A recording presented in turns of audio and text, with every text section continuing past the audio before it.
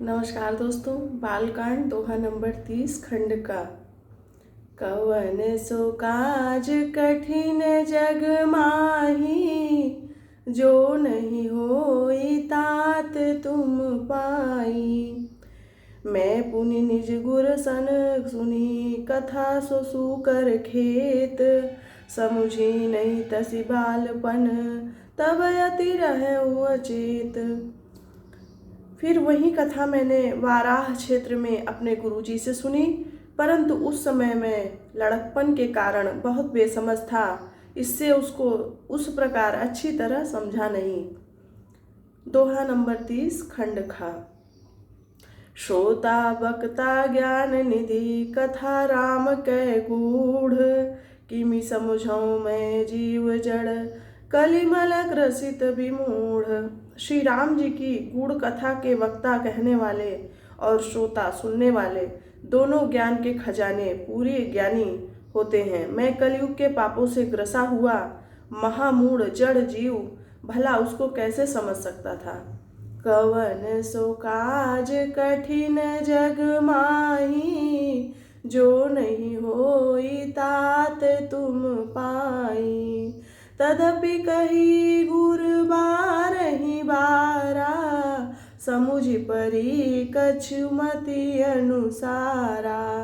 भाषा बद्ध करबि मैं सोई, मोरे मन प्रबोध जेहि जो होई।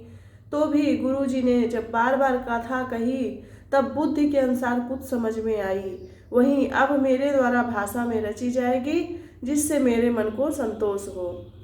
जस कछु बुद्धि विवेक बल मेरे, तस कहियो ही हरि के प्रेरे। निज संदेह मोह भ्रम हरनी, करऊ कथा भव सरिता तरनी। जैसा कुछ मुझ में बुद्धि और विवेक का बल है, मैं हृदय में हरि की प्रेरणा से उसी के अनुसार कहूँगा। मैं अपने संदेह, अज्ञान और भ्रम को हरने वाली कथा रचता हूँ, जो संसार रूपी नदी के पार करने के लिए नाव है। बुध विश्राम सकल जन रंजनी, राम कथा कलुष विभंजनी। राम कथा कलि बन्नग भरनी, पुनि विवेक पावन कहूँ अरनी। राम कथा पंडितों को विश्राम देने वाली, सब मनुष्यों को प्रसन्न करने वाली और कलयुग के पापों का नाश करने वाली है। राम कथा कलयुग रूपी सांप के लिए मोरनी है और विवेक रूपी अग्नि के प्रकट करने के लिए अरणि मंथन करने की जाने वाली लकड़ी है। अर्थात इस कथा से ज्ञान की प्राप्ति होती है। राम कथा कलि कामद गाई, सुजन सजीवन मूरि सुहाई। सोई वसुधा तल सुधा तरंगिनी, भय भंजनी भ्रम भेक भुवंगिनी। राम कथा कलयुग में सब मनोरथों को पूर्ण करने वाली कामधेनु गौ है और सज्जनों के लिए सुंदर संजीवनी जड़ी है। पृथ्वी पर यही अमृत की नदी है, जन्म मरण रूपी भय का नाश करने वाली और भ्रम रूपी मेढकों को खाने के लिए सर्पिणी है। असुर सेन सम नरक निकंदिनी, साधु विबुधि कुल हित गिरि नंदिनी। संत समाज पयोधि रमासी, विश्व भार भर अचल क्षमासी। यह राम कथा असुरों की सेना के समान नरकों का नाश करने वाली और साधु रूप देवताओं के कुल का हित करने वाली पार्वती दुर्गा है। यह संत समाज रूपी क्षीर समुद्र के लिए लक्ष्मी जी के समान और संपूर्ण विश्व का भार उठाने में अचल पृथ्वी के समान है। जमगन मुह मसी जग जमुनासी, जीवन मुकुति हेतु जनु कासी। राम ही प्रिय पावनी तुलसी सी, तुलसीदास हित हिय हुलसी सी।